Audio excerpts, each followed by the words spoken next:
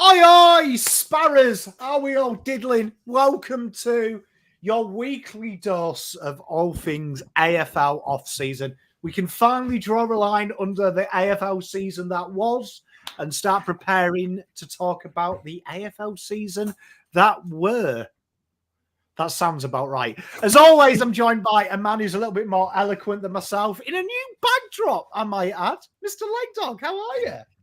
I'm very well, mate. Finally, the real stuff begins. 20, what was it, 30 weeks of nonsense before we finally can get to the good stuff? And here we are. Hey, mate, well, those watching will be familiar. Me and Let Dog love the AFL draft and off-season. It's probably our favourite time of the year, which, I don't know, says maybe something about Carlton Football Club, maybe says something about how sad we are. But I suppose quickly, as everyone filters through, the final was a little bit one-sided, but like, what did you think of it, Mr. Leg Dog? Did you, Brisbane worthy winners, but anything you take out of it? Yeah, look, I probably, when I did my preseason ladder, I did have Brisbane. I believe I had Brisbane finishing first. I didn't think they'd win the flag by any means. In fact, I think I said Collingwood would win the flag again preseason. So I was way off. Worthy winners. I was watching with some Sydney supporters, so it was tough to get excited because it's a bit personal when you're celebrating goals against them. I don't know. I thought the most interesting thing to me was Max Gawn on the footy with Broden Kelly during the week said that Darcy Fort would come in and give Grundy a really tough time, and I think he did. I know Grundy was winning the hitouts, but I think it just goes to show that with the right mix, the right makeup, you can kind of fill those gaps. Obviously, Big O leaves a pretty big gap, so I don't know. Good on him. As a Carlton fan, it kind of fills me with hope. I think we've always kind of thought of ourselves as alongside Brisbane in terms of that rebuild. Obviously, they got better way before we did, but it gives me hope. Mate, I did. I'm with you. I mean, obviously, everyone's always said we're 12 months behind Brisbane. I'm not going to, on the 29th of September, say something stupid that'll bite me in the arse and go, 12 months, people. But I do think it does show you what's capable when everything goes to plan. And it's quite funny. I was quite hot on Brisbane preseason predictions. And that was because Tom Dodie came in. And it just shows you that sometimes the missing jigsaw piece might not be the jigsaw piece you are wanting. But worthy winners, I'm just glad that round 18, I said, I guarantee you, or I'll quit YouTube if Sydney win it. And there's another quit YouTube bet that Pom dodged. It is tough to that you can survive that really poor vein of form, but just probably not when it happens that late in the season. You probably want that to happen a bit earlier. And I know that's a bit of a cliche thing to say, but they still made it to the grand final. Good on them. And just on Tom Doedee, I remember doing a show with you and saying he would be the best pickup in the off season for any club, and he didn't play. I don't think he played a game, did he? Technically, we're right though because they won. His team did win the flag, and they did pick him up. They are two things that are true. Do you know what I mean? We got it right. We got it right. False on Katy Perry. She cops a lot of hate, did old KP. You know what? Not my type of music at all. You won't find me singing I Kissed a Girl and I Liked It round the house in just me boxer shorts, unless I've had a few beers. But I didn't mind it, to be honest. No, I've got a soft spot. Finishing high school, starting to go out and drink beers and stuff. Her songs were always playing at the local sort of the pool room and other shit places like that. So I got a soft spot for her music. I mean, yeah, whatever. I think it was, for the hate it got, I went, because I actually missed it live. I went back and watched. I was like, oh, this was fun. I don't know, whatever. I think everyone forgets all the other grand final music acts we've had over the journey. Yeah, no, I'm with you. I mean, you know what I did? I actually said this to Mrs. Pom before the start.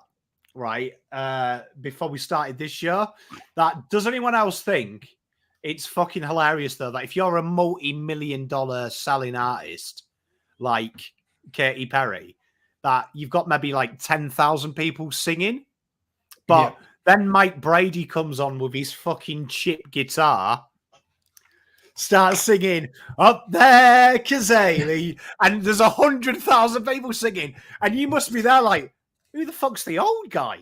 Like, it's crazy, isn't it? It's very funny. It's very, very funny. Yeah, I was saying this, could you imagine you've won just about every musical award there is? You've got half of the crowd, then Mike Brady just strolls out. quality scenes. But we are going to get straight into it. So what we're doing today is I've made a sheet. And if you are interested, I'll put this up on Google Documents and you can keep track of it yourself. But in it, we've got just about everything. I don't think anyone's ever made this. I don't think anyone's as sad as me. But it is what it is. Hey, yeah, it is what it is.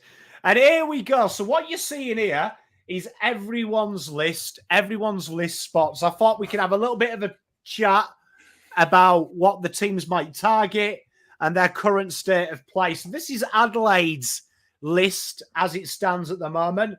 Only Elliot Himmelberg linked with leaving them on the UFA. Isaac Cumming and Alex Neil-Bullen have said they are coming to Adelaide. Obviously, one will be free, Mr. Cumming, and Alex Neil-Bullen will be a trade. There's their trade picks. That's what they've still got to decide. At the moment, they've got one list spot, as you can see, maximum of 44. I'm going to predict Adelaide are going to be pretty active. What do you think, chat? And what do you think, Lapdog?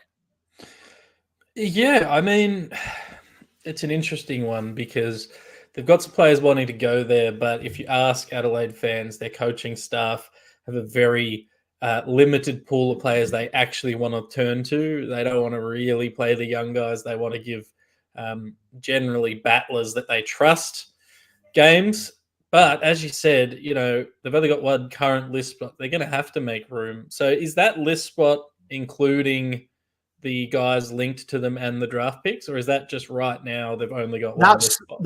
That's as of today. As you can see, the only person we've got dead, well, dead's a horrible word. The person who we removed off the list is Rory Sloan. But I'll put it, look at the cool stuff you can do. Look, you can change his list status.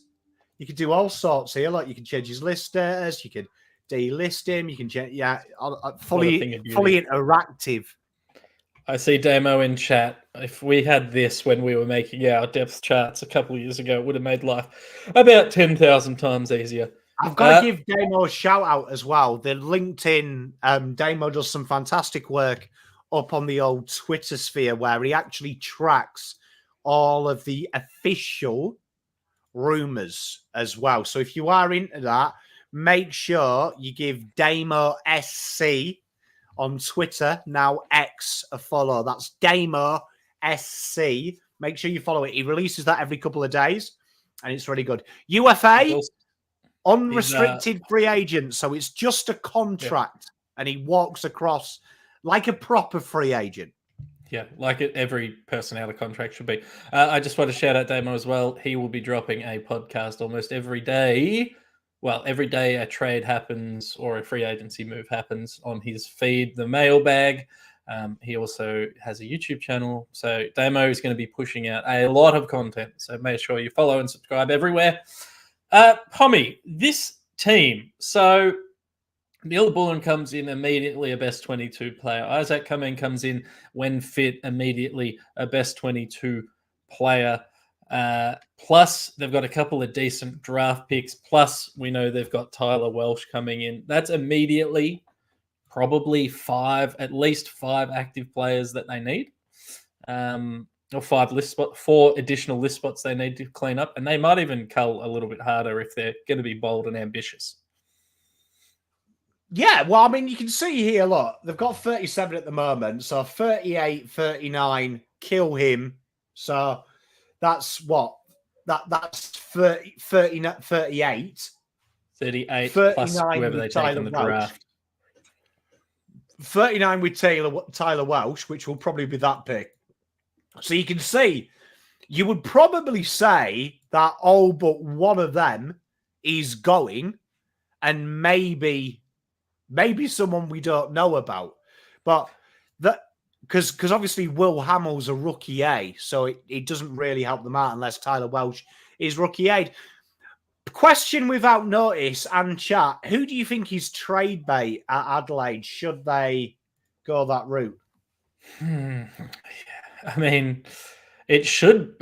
Well, the question for me is who do you actually want that's on Adelaide's list that hasn't recently re-signed a contract? So guys like Keane, Belays, they were the sort of the tall defenders that would interest me, but they've all recently signed new contracts.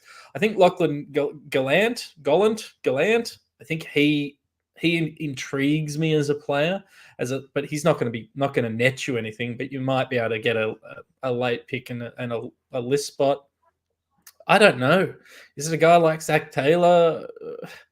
It's tough. I really like the sort of the top, let's call it 16 to 18 of their team, and then there's just a lot of potential that we haven't seen because the coaching staff doesn't really play him.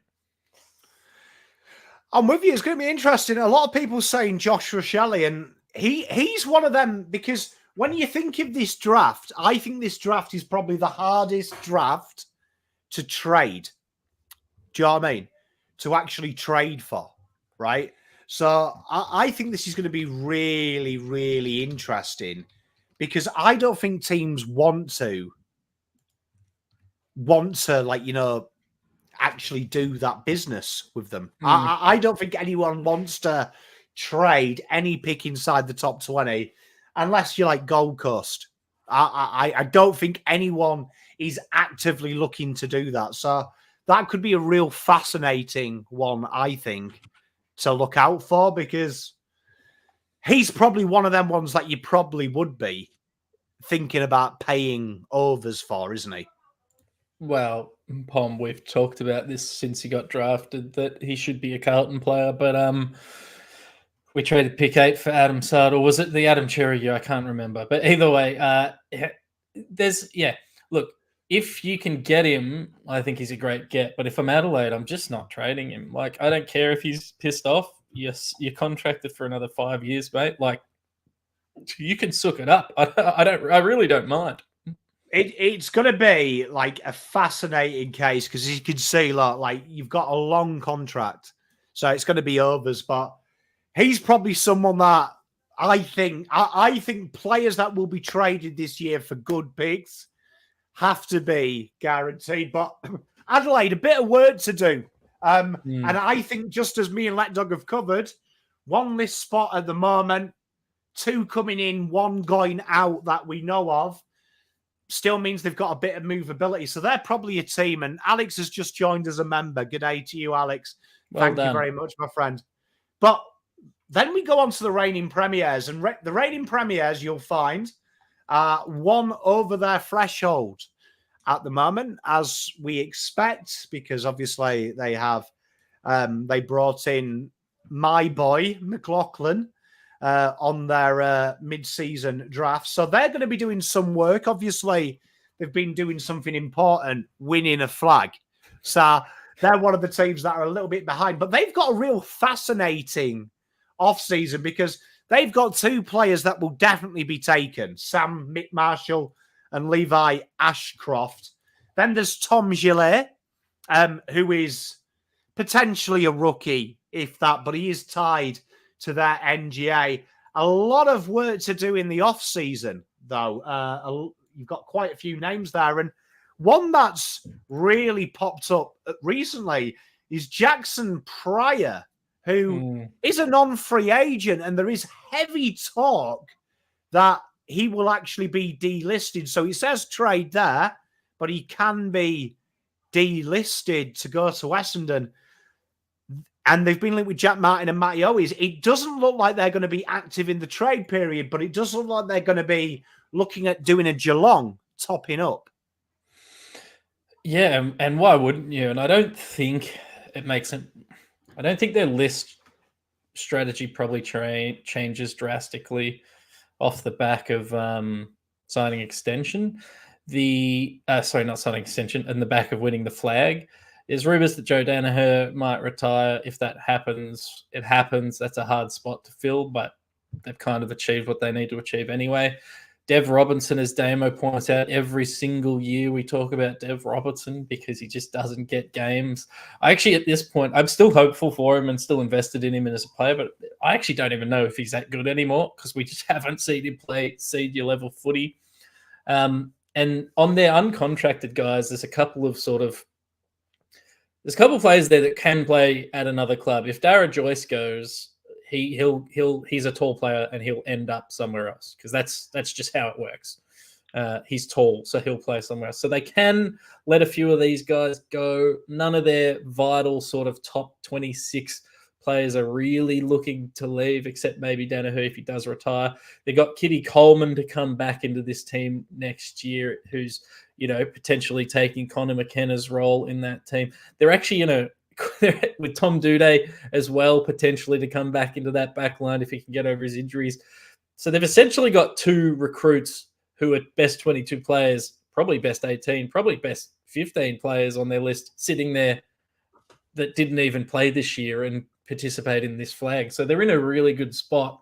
The only asterisk would be if Danaher does retire, filling that forward hole.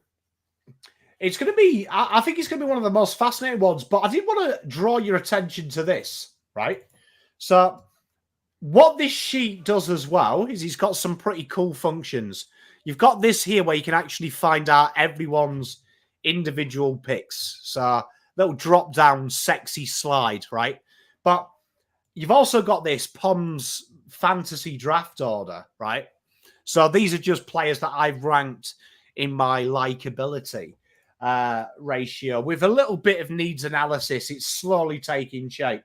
But if you look at where these guys are, right, Levi Ashcroft, he's pick one, but let's be honest, he's number two, right? Yeah, Matt Gandolfo just asked in chat, will the Tigers do the right thing and pick Ashcroft at number one? Not a bloody chance, mate. Not a bloody chance. But let's just do the maths here, right? Because they won't do math. We know the AFL is corrupt, but they will owe, if they go roughly where I've got them, which is pick 2, and Sam Marshall is like 23, which I think is probably generous for them. But they will owe 2,632 points. And currently, they've only got 1,281. Now, there is an AFL rule which has never been exercised yet for anything over than 100 points, but you can go into deficit, right?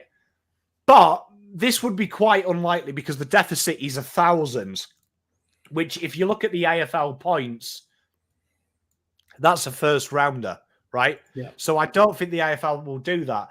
They're going to have to bring in probably a pick. Now, the problem is, people have suggested, could they trade 17, right?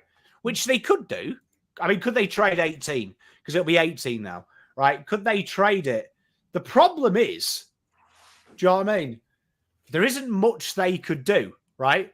There isn't much they could do in the terms of bringing in more value for 17 with someone who's got 2 picks.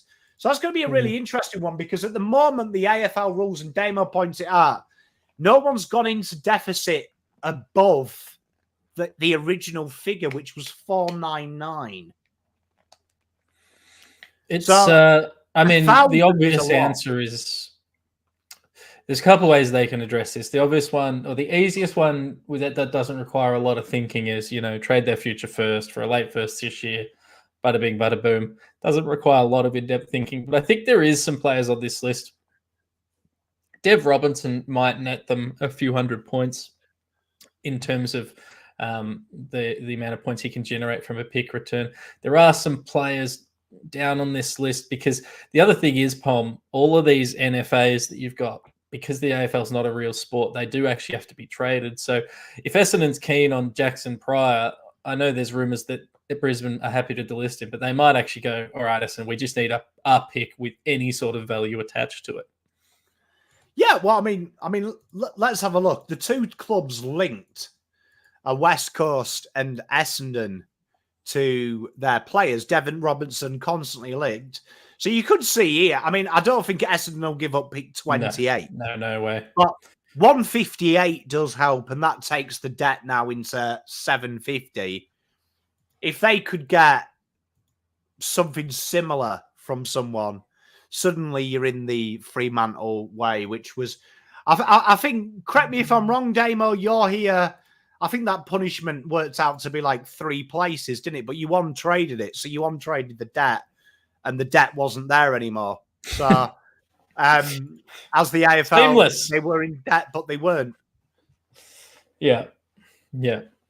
Brisbane are in a great position. I think in conclusion, obviously they've got to do a few bits and pieces of work around the edges of it, particularly on those uncontracted players. But to have Ashcroft coming in, to have Kadeen Coleman, to have Tom Duday, they're actually going to end up rolling out a better team next year than they did this year.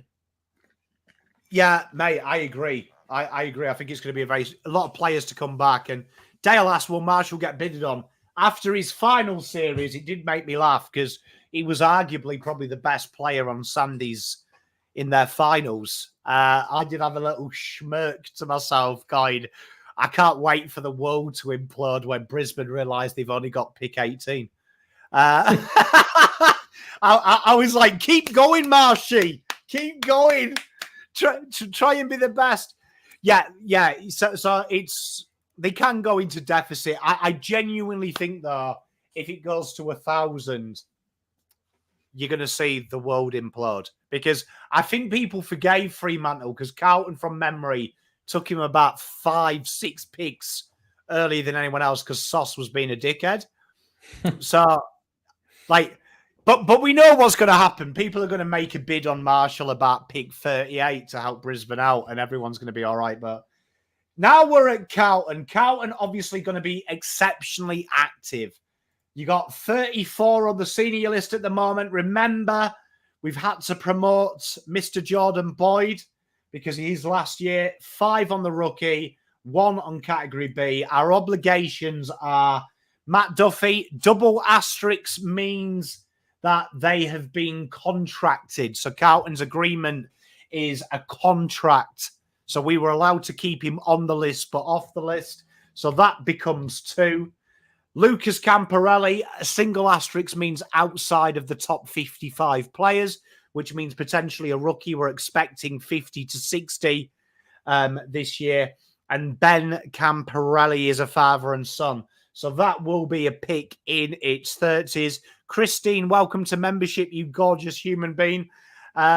This is going to be an interesting one. And Chills, they do get taken into account in the trading. So great example, Tom Papley with Carlton.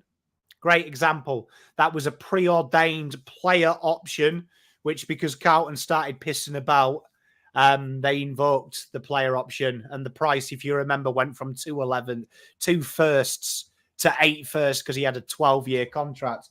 So we've got one more note on that, Pom, on contracts. Yeah. One dodgy thing that we see clubs do, for instance, Geelong took on the salary dump of Jack Bowes last year or the year before.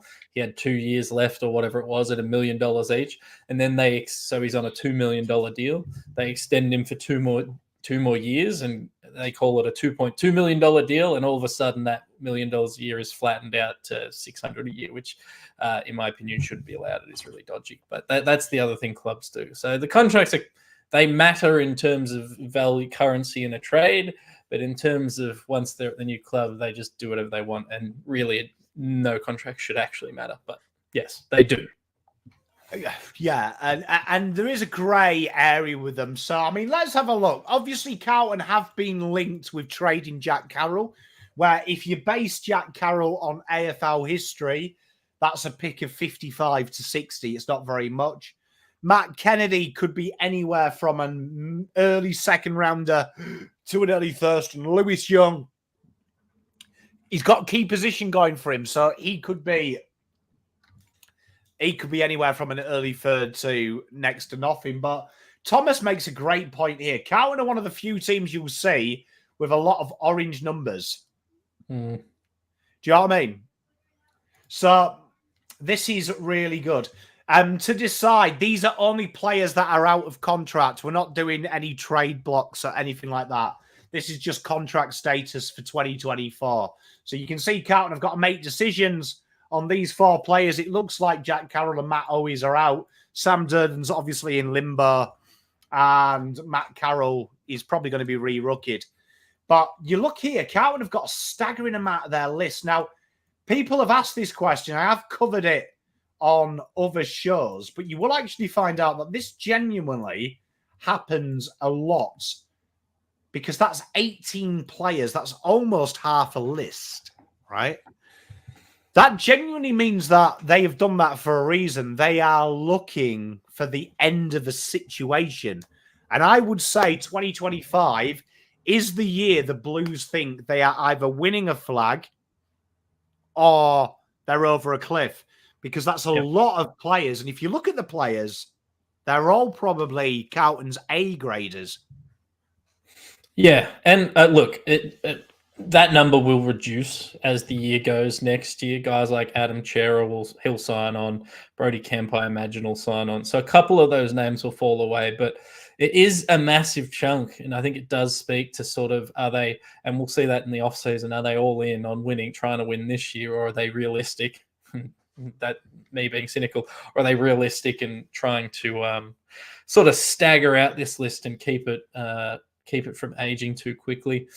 You and Ian did a fantastic job last week, Pom, breaking down the Carlton list and sort of preparing for the off season and what potential moves you might make. So if you are watching and you haven't seen that, go back and watch that list management stream. It was really, really good because it covers a lot of the potential machinations. But in general, Pom, I think we're going to see multiple contracted players moved on. And I'm hoping that we don't go all in on a Dan Houston, but everything in my heart tells me that Carlton's going to go all in on Dan Houston. I am almost tempted just to throw him here. You may as well. I reckon that my bold call, future first, and Carlton wrangle a pick in the second for him. And then I think they'll cover it up with Matt Kennedy and Owies. That's somehow how they'll snag it. Someone asked a question about young Kennedy and Owies. We don't often see three players for one pick. People have been talking about this pick in question here from North Melbourne, pick 22. I actually would say my only issue with that is it's one pick, but I actually think that that's worth quite a lot on the trade table, just straight up. So it's going to be interesting what North do, because we'll come to North, but I think Carlton needs to ascertain a pick here. You know who I would look at? I'd look at Richmond's picks. I reckon Carlton, because when we get to Richmond's list, you'll see what I mean. But Carlton in a real interesting position. They've got technically 4 and a bit real list spots to play with, right? And not a lot of picks to do it with. So Nick Haynes comes in, that's 35. Dan Houston comes in, that's 36. Ben Camporelli, that's 37. Lucas Camporelli, that's pretty much full up, which means Carlton are going to have to trade out, and they've obviously want to take a guy pick 11. That's going to be fascinating. But Collingwood are probably the team that I am interested in. An absolutely horrendous season this year for them. Their list in a very similar to position, you'll see a lot of orange here as well. And a lot of orange, a bit different to Carlton, in players that are probably at the end of their careers, which would suggest a rebuild coming up, or a micro reset, as they call it now. Because they've traded their futures away, not a lot to play with. John Noble, Joe Richards, Nathan Kruger, Noble definitely has value because we know Gold Coast don't value their picks. So I can almost and that's why he has value. If he wanted to go to any other team, he doesn't, because of the position he plays is a fairly common one and a fairly easy one. I love John Noble, big fan of him, particularly in the Super Coach world. But the fact that he's going to Gold Coast means that they'll probably get pick 6 for him or something, which is just crazy. Yeah, I've got a feeling it'll be pick 12 with something stupid coming back, but Lombard, I think the way the draft is going, Lombard's sliding out of the top 5 calculations. Suddenly, Gold Coast are going to give that up for Rioli for some future coming back. They'll do the same with Collingwood. And unfortunately, Gold Coast are the worst team ever. You can see at a contract, there isn't a lot there really that Collingwood will massively want to hold on to. And you can see a lot of them are rookie A players, which they're really waiting on. But it's quite interesting that the yellow yes means he's nominated the state. So, yeah, they've been. I think we all know what that actually means, though. Yeah, but you can see they've been linked with quite a lot of contract players, which really does suggest Collingwood might be going for second chance saloon here. Well, yeah, so those links, I'd say all of those players, except maybe Ollie Lord, are proven AFL players. So Tomlinson, he's your depth defender. Perryman, we know what he can do. Peatling, one of my favourite players in the AFL, and every single club should be interested in him. And Cumming, we know he's nominated, but again, would be a best 22 edition for them. I think for me, the interesting one is all those Cat A's and Cat B rookies that they've got on their list, because they tend to actually find players in that spot. They seem decent at it. But having said that, on that out of contract list, the only one I'd for sure be signing up is Ned Long and Joe Richards. And then the others are sort of, you could talk yourself in or out of them pretty easily, I think. It was quite interesting. I've got a mate who's a bit in the know in South Australia. He was saying that Ollie Lord could be got for as little as a late future second. They don't. It's not a huge priority to do it. And he's saying because they've brought in Jack Lacocious this year, that Ollie Lord, they've got a lot of faith in Tom Scully.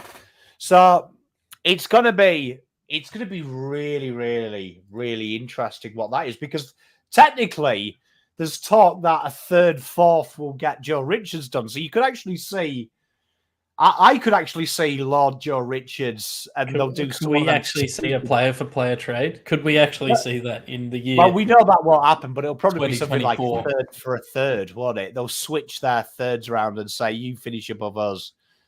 Do you know what I mean? It's going to be interesting. By the way, Pom, I'm going to say this in every stream we do.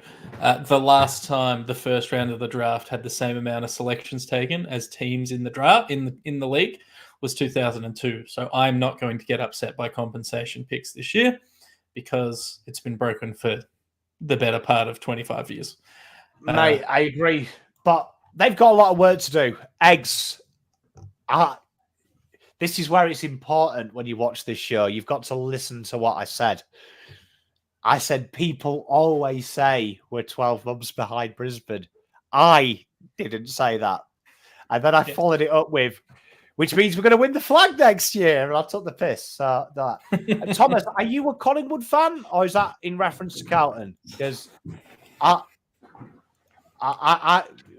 think Brendan Parfitt would be a horrific signing for Carlton or Pies, because both teams suffered from injuries in their season, slow in that area. Yeah, injured, slow, never fit, doesn't have a proper position. He's the exact Carlton player we would normally get. I'd be surprised, as much as I have hoped he'd sort of break through. I'd be surprised if he actually ended up somewhere else. That would be the most Carlton thing ever. To trade, it is the most Carlton thing, isn't it? Yeah, well, it would, wouldn't it? To trade both firsts for Dan Houston after saying they won't trade pick 11, and then bring in Parfitt after saying we've got rid of our injured players. Chills has asked, would Collingwood delist Tom Mitchell, which I think is a very interesting question because it's probably because he's contracted, I believe. It'd be his call. But if I was them, I'd probably be gently encouraging him to retire. It's going to be interesting, isn't it? I mean, would you pay him out? Probably. I mean, I think their salary cap might be a bit of a squiz. A squiz. Yeah. But... I mean, I would almost never pay a player out, to be honest, unless I knew I had someone really good coming in or with really high upside coming on that last spot. I would just grin and bear it for a year. But if he was willing to take stuff all, then yeah. Well, you might see the old dodgy retire because then you can pay them out and it's only 50% on your cap. Yeah. The old dodge. But then we come on to Essendon, who I think they're in a real fortunate position because they've done the majority of their delistings already. 828. Couple of players of note, Isaac Keiko, who looks really, really, really solid. Jaden Nguyen as well. He's one to watch out for in the rookie spots. He's got some real high ceiling, may get taken or maybe a VFL player for you to watch. Father-son Jaden Davey out of contract. Stringer looks like they're stuck with him, right? Yeah. They're stuck I believe, with him. Has he triggered that 1 year extension? Extension, yeah. So it's if someone else wants him, but I don't think anyone else wants him. Do you know what I mean? And then Will Satterfield could be just, I reckon he'll just be a re-signing. And Weedman, obviously, hasn't gone well, has it, for him? It hasn't gone well. But what they're linked to is really interesting. Richmond have come in late for Dylan Shield and Elijah Status to them.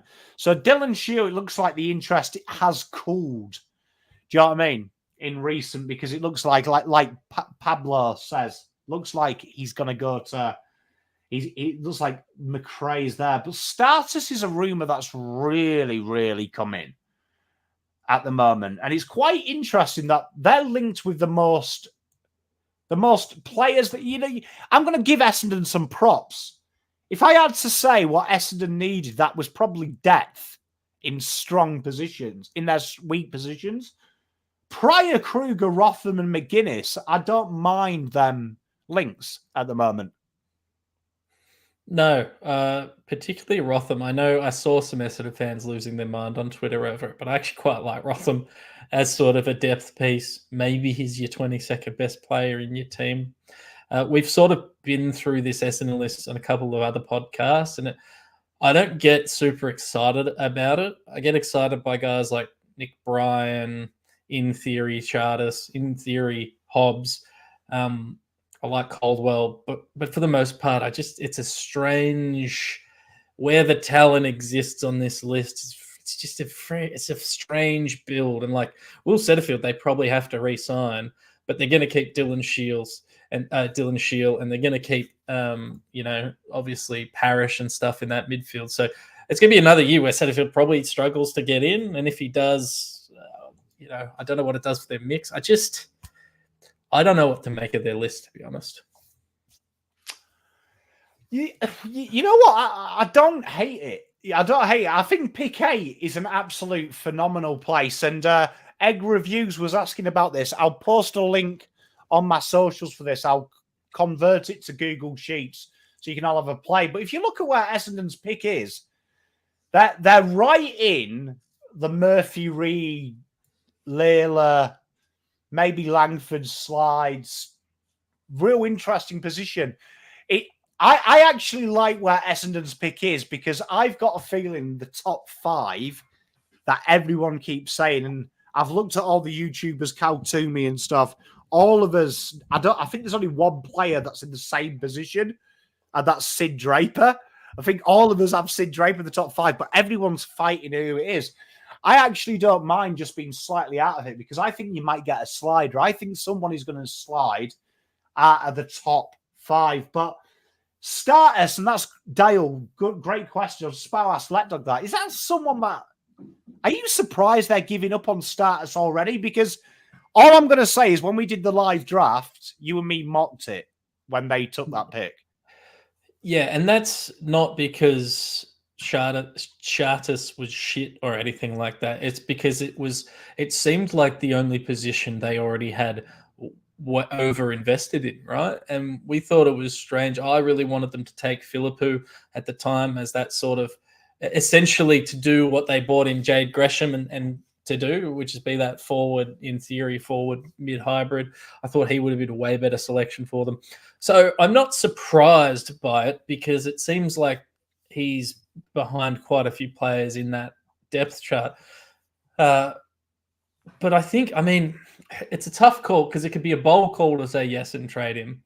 And he turns out to be Tim Tranto 2.0, which he could do at Richmond.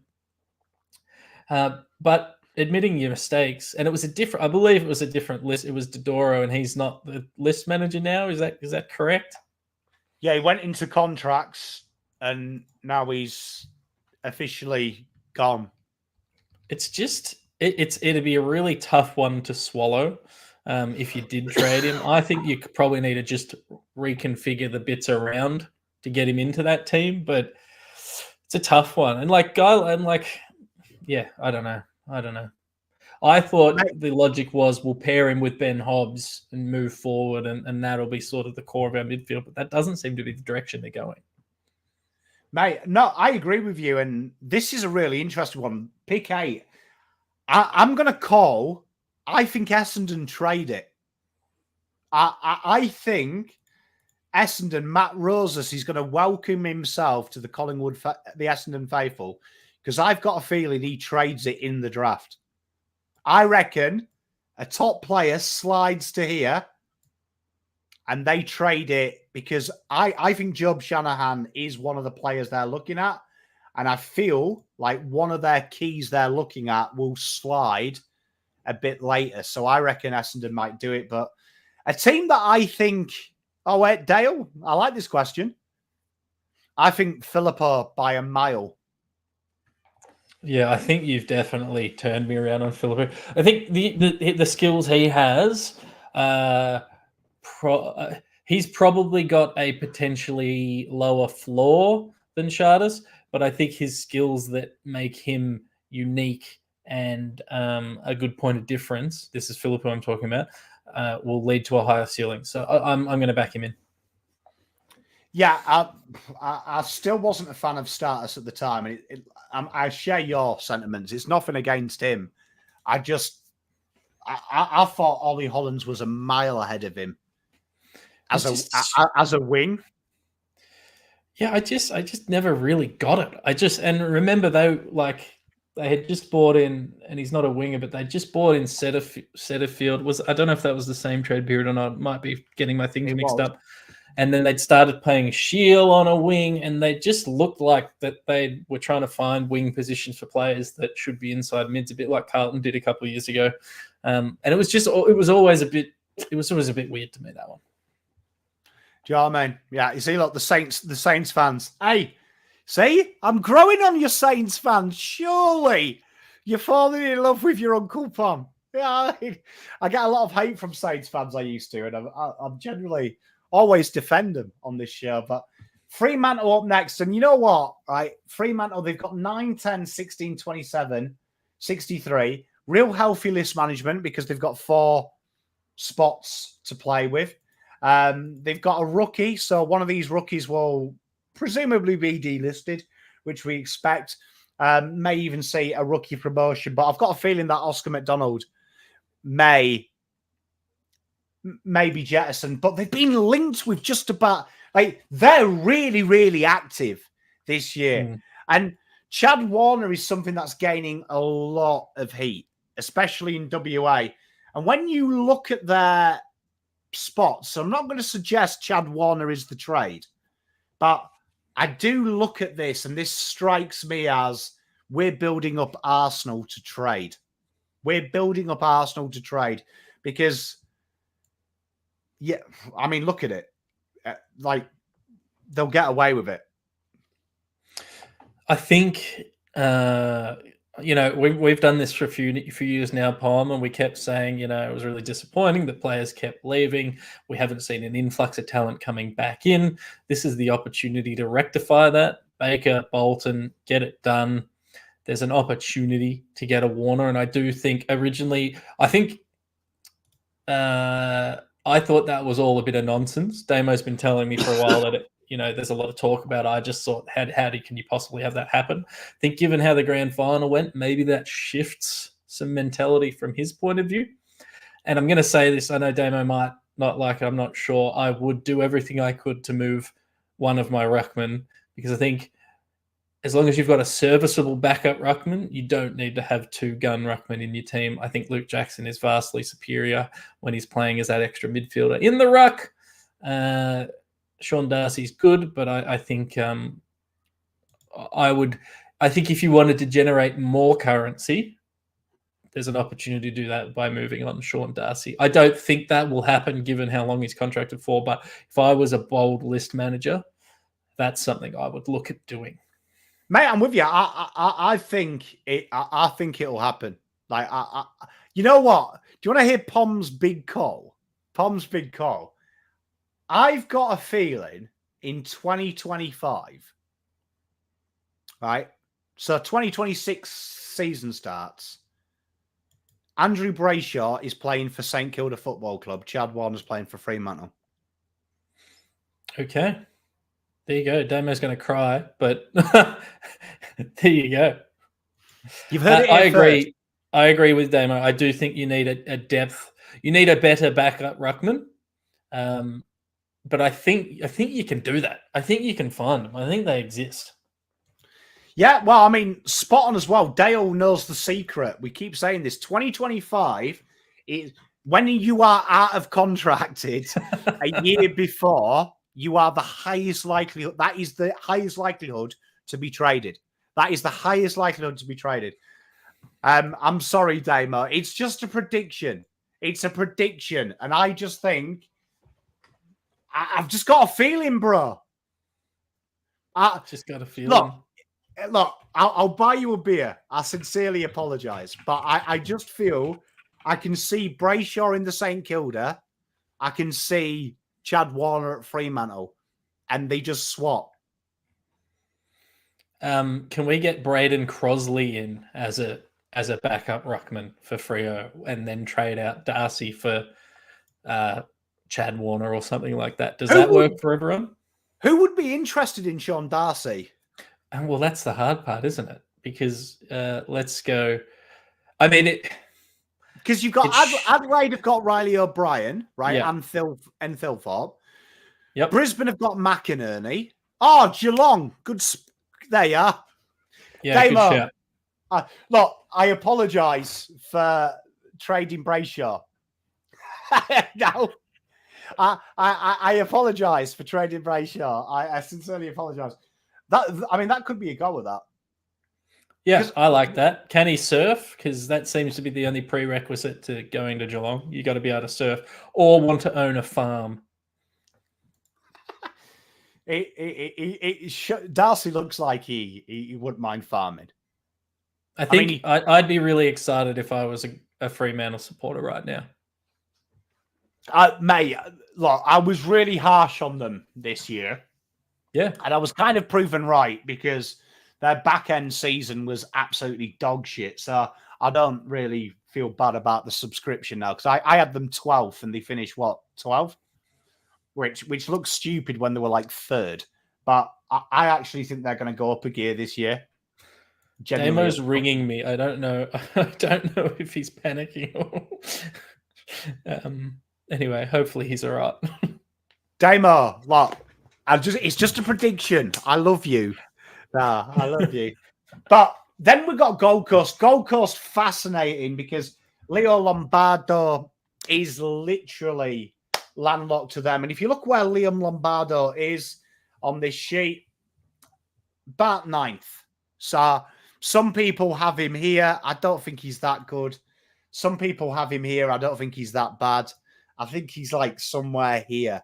So I think Gold Coast historically don't value trade picks, and it's been a big thing in the AFL. They genuinely overpay, particularly in these situations. They genuinely just give them away. Like, I can guarantee you now, that dude from Frank from National Tiles, That's what National fucking Gold Coast are tiles. like.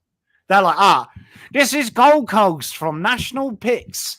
You know what I mean? They're just giving them away. But obviously, Lachyjack is said to be going, and there is talk that they're looking ahead to next year. And the Ally side does have quite a large contingent of NGAs. But this just makes me feel sick because I am going to guarantee now, right? Pick 6. This is going to be. This is going to involve 6. This is going to involve 12, and you get these 2 for free. It's going to be pick 6. It's going to be pick 12 for John Noble, which will blow out to, let's call it pick 15 or pick 16, which is going to be the biggest overpay potentially in history. Asterisk, if you take out any other deals Gold Coast has previously done, because year after year after year after year, they don't need the draft. So the AFL's kind of created a rod for its own back. The issue there is when you're trading pick 6 away for nothing, pick 2 for Lockie Weller, pick 6 for Daniel Rioli, pick 12 for John Noble. It affects 16 other clubs in a negative way and benefits one other club, and that's whoever you're trading with. But anyway, I find it very frustrating. It's going to be fascinating what Gold Coast do because they obviously don't value it, and it's like Matt says, Lachyjack massively back-ended, and the reports are anywhere from $1 million to. I did see one the other day in the South Australian, and South Australian is pretty good, just because they're quite honest with it.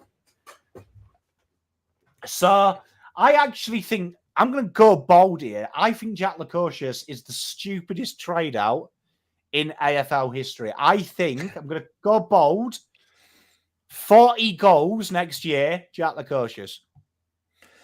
Yeah, I love Jack Lachyjack. When he was listed as available, I was praying that somehow the Blues would find a way to get him. That won't happen. I'm not sure where they think the replacement is coming from him. Maybe it's just a culture thing that he doesn't fit in with Hardwick and co. But it seems to me like he's the kind of player that you let slip, probably for a future, let's call it future second. Do they think it's Himmelberg that's gonna fill that role? I don't know. It can't be. Well, I mean, there is rumblings. My spies. So when we talked about Elijah last year, it came out as true that he was quite unhappy with how he was used. Mm-hmm. There is people have been telling me, the same spies, that he was pissed off with playing down back. And moving forward, they see him as a swingman. He feels like he's shown enough to be Max King's second. So I genuinely feel like the relationship's just beyond repair, a little bit like it was with Lidge, that you don't rate me. I've done everything I can to prove. And Port Adelaide are coming in. I get to go home, get to be close to my family, and I get to play the role that I've always wanted to play. Like I'm telling you now, Jack Lachyjack for me, I was hot on him in the draft. That guy's kicking action is, honestly, it makes my willy hard. So him and Mitch, brilliant. Sorry, Mrs. Palm. Evidently, we're not allowed to talk about our willies on stream. Mrs. Palm, we've said way worse on lives, bro. Way worse. I think their off-season is going to be fairly straightforward, though. They'll bring in these guys. They'll get Lombardo. They might move a Malcolm Roses, that type of player, out. Levi Casbolt, I believe they've said they want to keep him on again. But yeah, I don't think there's going to be too many surprises in terms of how they operate this offseason. One thing is, I think they've had to delist quite a few, haven't they? Because their extended list size has shrunk back to normal. I believe it has. Yes, you can see they actually did this. So if you actually look at it, they actually went fucking D-list crazy on their. We get as much rookie A's as we want. They've actually already fixed it.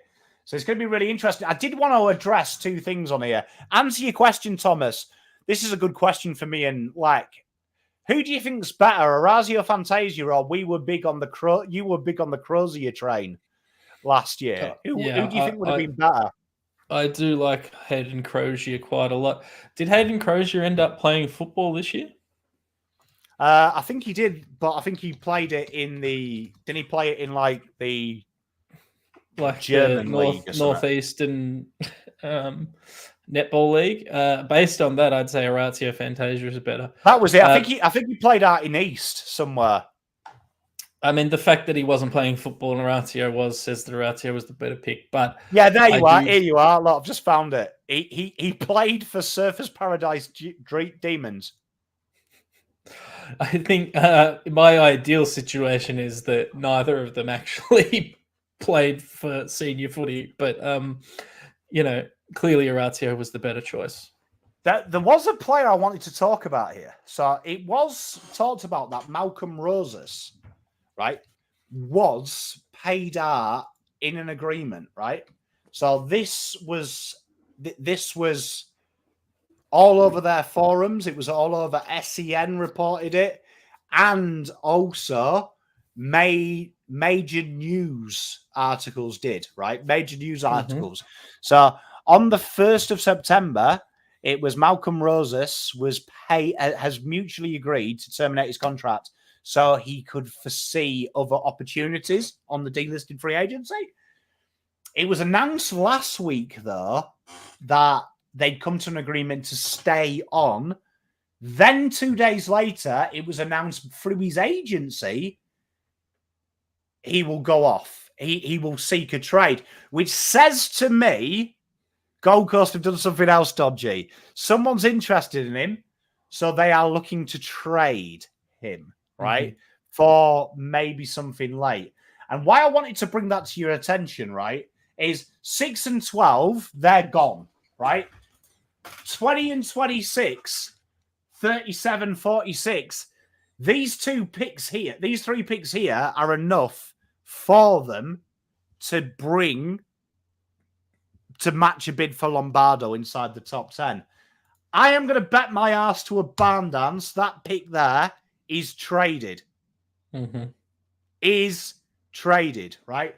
Is traded. So, very interesting. I genuinely think, Travis, it's funny you say that because he kept saying he's staying, he's going, he's staying, he's going. I just found the media, because I put it on one of my, I can't remember which video I did, but I put the link to one of the articles where they said Rosas had been paid out because someone had asked the question, do people buy people out of contracts? I was like, it does happen, but generally it's a mutual agreement because it fucks your cap. Funny, because I genuinely think 20 is going to be used in a trade. I think that's gettable.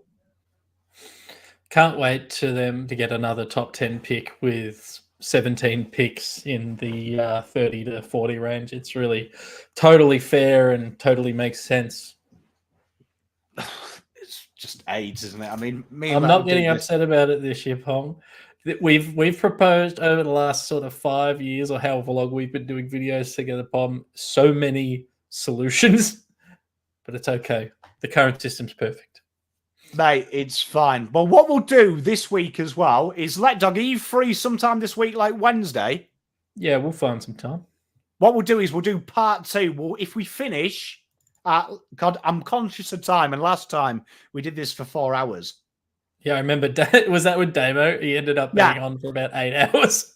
Well, what we'll do is we'll finish just before Hawthorn because that's 9 teams by my count in it. 1, 2, 3, 4, 5, 6, 7, 8, 9. Yeah. So we'll do Geelong GWS. We'll come back Wednesday, do the last 9, and we'll finish with a couple ones. But we're up to Geelong, right? Geelong, you can see 3 list spots. They've got Dangerfield will stay. Some contract discussions to do. Nothing linked away as of yet. Bailey Smith, Jackson McRae has already nominated St Kilda, but the link is still there as his backup option. Pick 15, which will go to Bailey. I find their list. I'm going to go this far. I'm going to go this far and say this. I think their list is at the end of their dynasty now. And I think... And that means they'll probably I think they need to rebuild. I think Bailey Smith reminds me a little bit of Tim Taranto going to Richmond.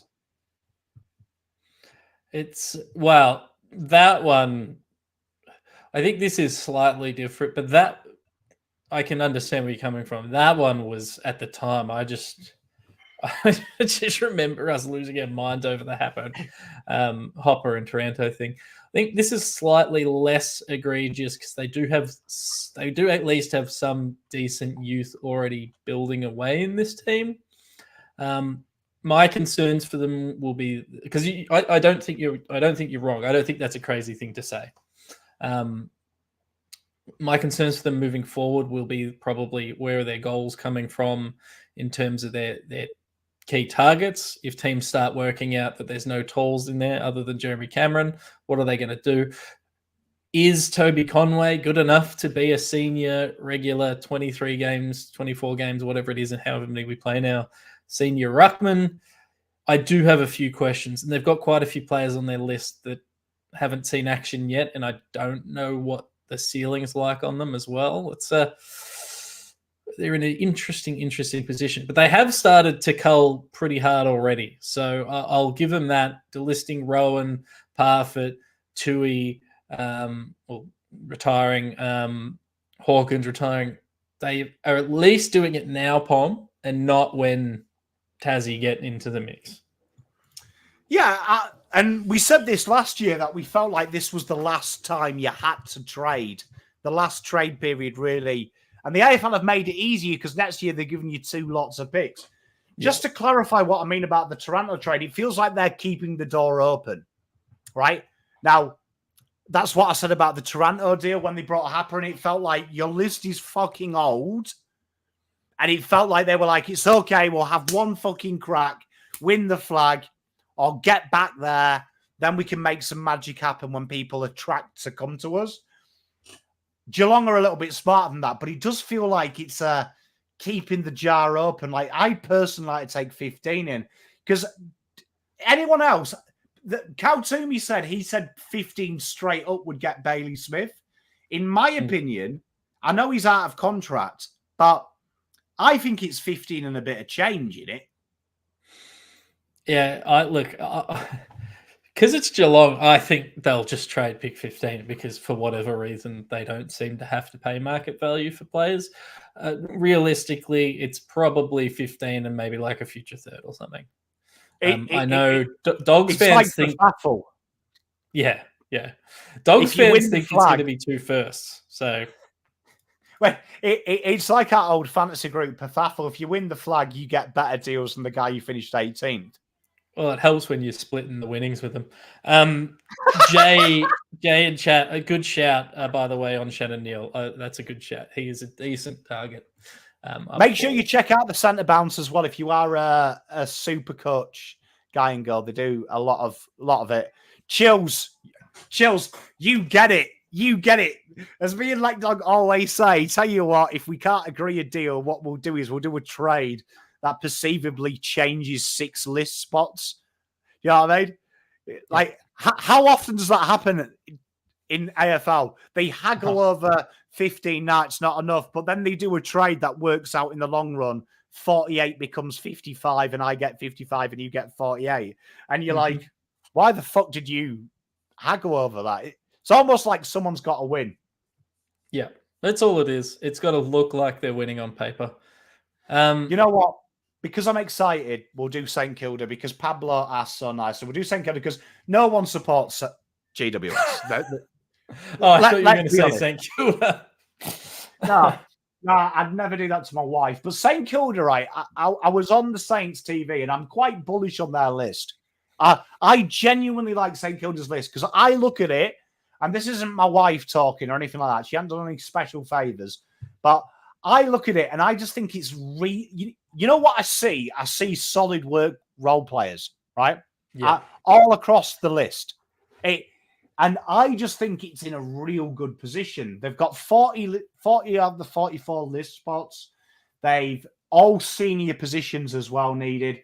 Bit of work to do with players that are leaving. Obviously, Josh Battle, restricted free agent. So we've got the Battle pick there, pick 7. Looks like it's going to be Cal Toomey described it best. It's band 1, but the AFL are going to class it as band 1.5. So it's not band 2, it's not band 1. It's like pick 16. I'm not getting upset about it. That's all right. Yeah, do you know what I mean? And I look at what they've got. You look at what they've got, and Centre Bounce will love this because, look, Pom's got him in there, mate. Don't worry. But you look at what they've got. Jack McRae, bold call. That's the Tom Mitchell signing of Collingwood 2 years ago. They've gone for the best player extracting the ball available. Suddenly it's better. Look, I think we talked about them a couple of weeks ago, and we were doing a comparison for whatever reason between them and Essendon. I think because they sort of finished in similar positions, similar sort of profile. And I vastly prefer the St Kilda list. I think the guys coming in, Jack McRae, I think you can, on paper, get equivalent output from a cheaper player like a Matt Kennedy or whatever. But I think for the upside, the assumption that Jack McRae bounces back, you just go for the best, bring him in, let him help out Jack Steele in the middle. I think he sets you up really well there. I think Curtis Taylor is another. It's interesting. We haven't seen his name pop up for more teams. I think he's a great addition. You get him for free at worst. He's sort of your 23rd, 24th best player at best. He's a regular contributor. And then, as you can see there, they're linked to a couple of key defenders because obviously Josh Battle leaves. He hurts. I do think you can cover his output. You probably need to re-sign Dougal Howard, but you can cover his output with a senior body that's not necessarily as highly rated. I really like where St Kilda's at. I do as well. I mean, Ivan Solder, you know what as well? It's funny because I'm not saying I put ideas in Mr. Ross, the boss's head, right? But Ivan Solder is kind of like that Audi mobile ruckman, isn't he? Right? He's the Audi one, right? We've seen, everyone always says, it started 2 ruckmen, 2 big fuckers. Then it went with the light ruckman, but the big ruckman does it all. Now it's kind of 50-50. Why is and I said this on the St Kilda podcast, why has no one gone, right, 2 mobile ruckmen? Because the mobile ruckman always wins in the 4th, right? Because he tires the old one out. Why don't you do it from the opening bounce? Suddenly, it might happen. Just saying, have you seen me and Jose Mourinho in the same room? You haven't. Right? But I'm excited by that deal, the Ivan Soldo one. Yeah, I haven't actually, to be honest with you, I hadn't thought about it that much, but I like Ivan Soldo in theory as a Carlton fan, as a pairing with TDK, and it's for that same reason. It's like, another LD version of that is Rory Lobb. It's like the guy that is tall, can play forward, isn't limited to being centre bounce specialist. And I think Ivan Soldo can come in, he can impact. They'll have to balance their lists sort of week to week in terms of how many tolls they take in. Pom, do you see anything happening with like a Tim Membry and Jack Hayes as well? I'm a big fan of Jack Hayes, but it feels like he might not end up on this list next year. Well, I mean, Lachlan Flanagan, he said the same. I agree. I am surprised Tim Membry doesn't have offers. Like, genuinely surprised. Because I think Tim Membry, I said this about North. I've been a big fan of North's Jack Darling recruit. Tim Membry, for me, you look at the development of Max King, he has probably been the best player for a long time at playing the second fiddle, right? I'm shocked no one's gone in for Tim Membry. Like genuinely, that's a guaranteed 35 goals a year. Genuinely, he's pretty fit, right? Genuinely, he works hard. I'm surprised we aren't getting offer after offer. Like, I understand, like, North Melbourne going Darling. You've got the Premiership experience as well. That's worth its weight in gold. And I don't think Darling's expected to play 25 games a year. But just Membry, if Essendon, if I'd be looking at him, if you've got like Caddy, what Caddy could learn off Membry about how he uses his body could be phenomenal. Collingwood, Brisbane, like what he can teach them kids he's second to none for me. He'd actually be really good for Gold Coast as a Lachyjack replacement. Yeah. So memory, the outside of his first and second year and last year, which he missed with health, and 2020 because it's a shortened season, so asterisk to that one.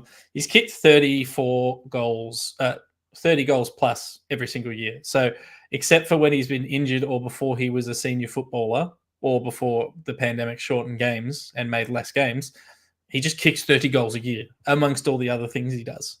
Averages 1.6, 1.7 goals a game. Marks, when he plays Carlton, he scores about 12 goals every time.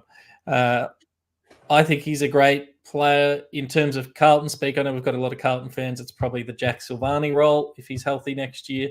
But man, I loved him memory. Well, I mean, it could be interesting because I wonder if you think about it, it wouldn't be a massive change when you look at how Cadman played at GWS. Everyone said, like, rightly, he's not the tallest member, but everyone said the same about Cadman. And you look at how Cadman's worked at GWS. Jesse Hogan's never been the tallest. They work up the ground. You look at how Membry works. He works up the ground. Danaher works up the ground. So suddenly that just allows Eric Hipwood to go more centrally and Membry work the pocket, lead up the ground. I think it really helps them bring on some of their younger players. But fascinating list. And I do love this one here. I'm surprised. Jaden Laverde's another one who's been linked with a move away. But Sam Frost, I remember doing this with you last year and we talked about Sam Frost and Hawthorn fans were saying, oh, shit, this is not good.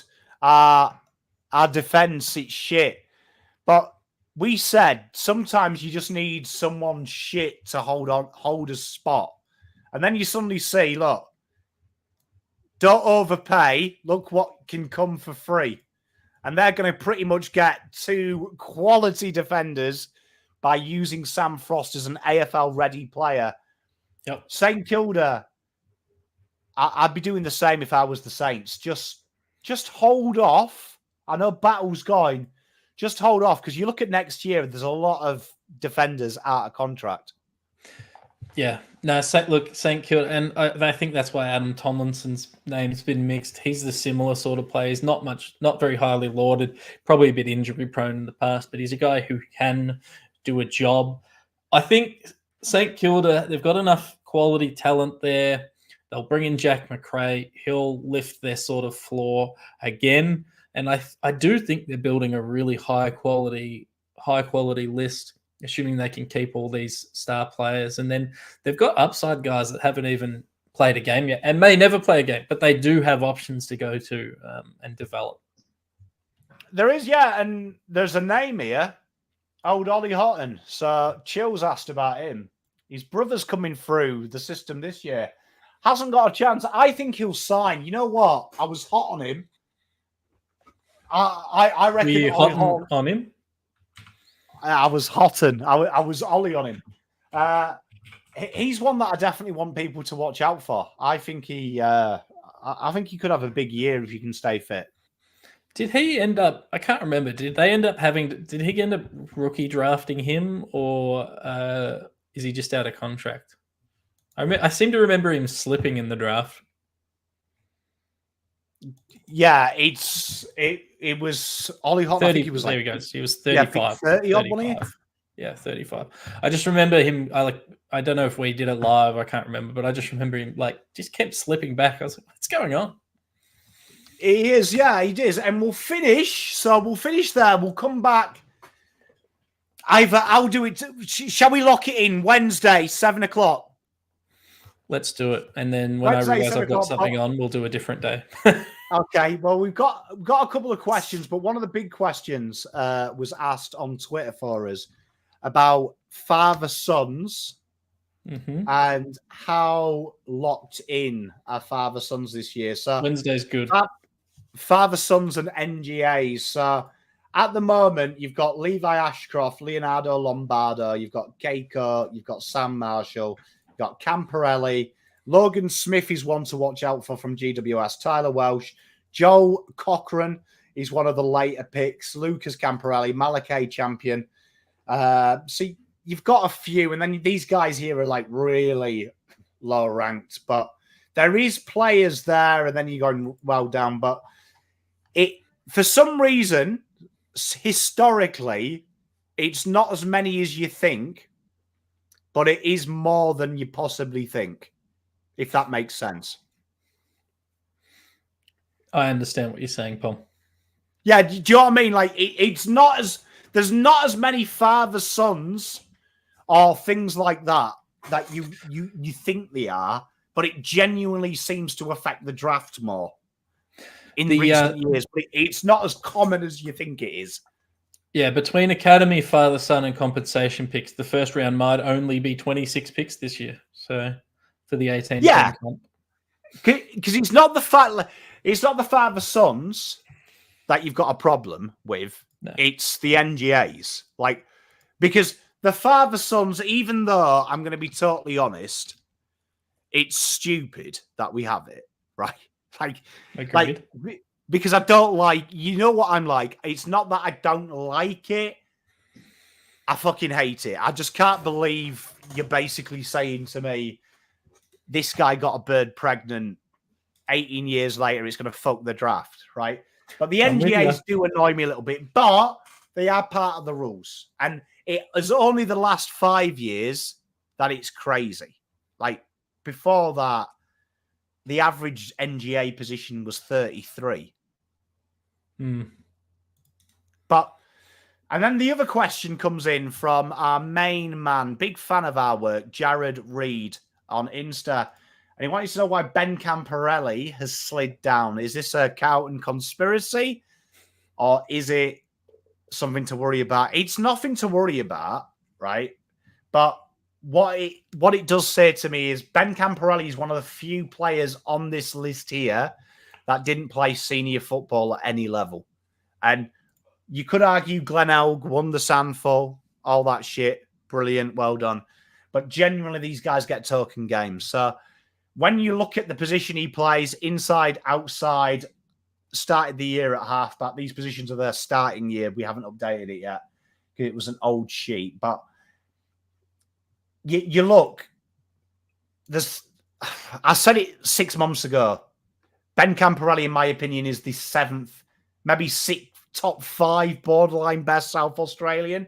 Could be worse. It does show. Yeah, you've been telling us not to worry for quite some time as Carlton fans. Yeah, but and what I mean is, I look at these players, it's a common position. So it's no knock on him. It's just that when you look at someone that plays a similar type of role, let's say Murphy Reid. Murphy Reid is AFL ready day one. Where Ben Camporelli, if you go and watch him, it's like watching the kid who owns the football. And it's my rules. And he gets lots of ball. Where you look at Murphy Reid, how hard he works on and off the ball, you know he's not going to be the superstar when he comes into the seniors because he's an 18-year-old boy.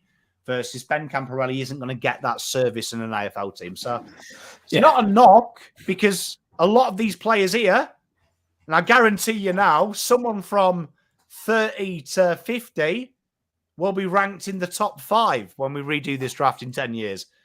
But as it stands at the moment, a lot of work. And that's what I was about to say is I think we're excited as Carlton fans because we haven't had a father-son or a proper academy player or anything in quite some time. We probably overhyped him a little bit. He has won awards and all that for really strong performances in juniors. But there's every chance he's just your average late second, early third round player that never really gets there and never really does anything. There's also a chance he becomes the greatest footballer of all time.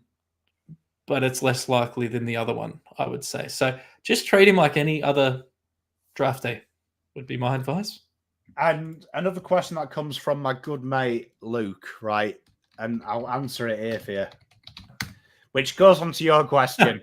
He knows Pom loves a Moorish medal winner. Xavier Lindsay is the winner. But very important, like Doug mentioned there, medals, don't be deceived by medals because Moorish medals in my friendship group, they like to take the piss, but I'll just name you some Victorian Moorish medal winners. Patrick Hughes, last year's winner, joint with Colby McCurchy. You've never heard of him.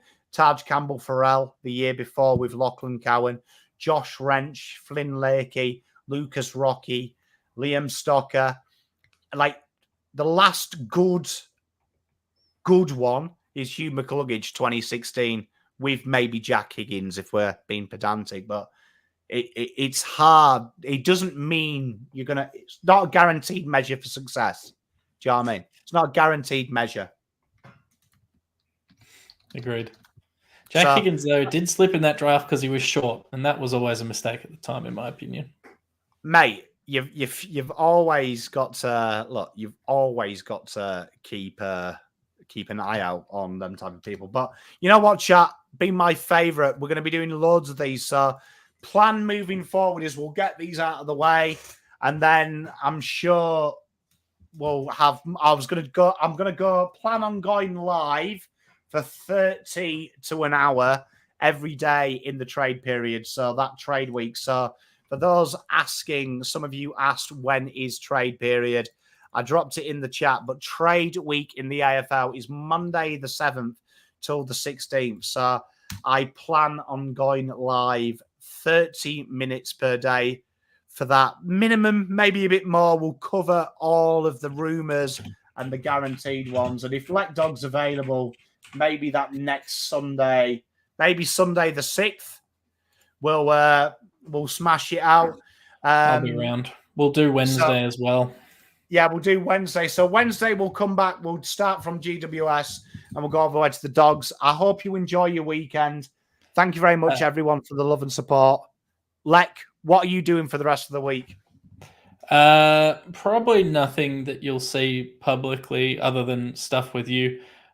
Free agency opens up next Friday. So we might have some news on that last day of next week as well.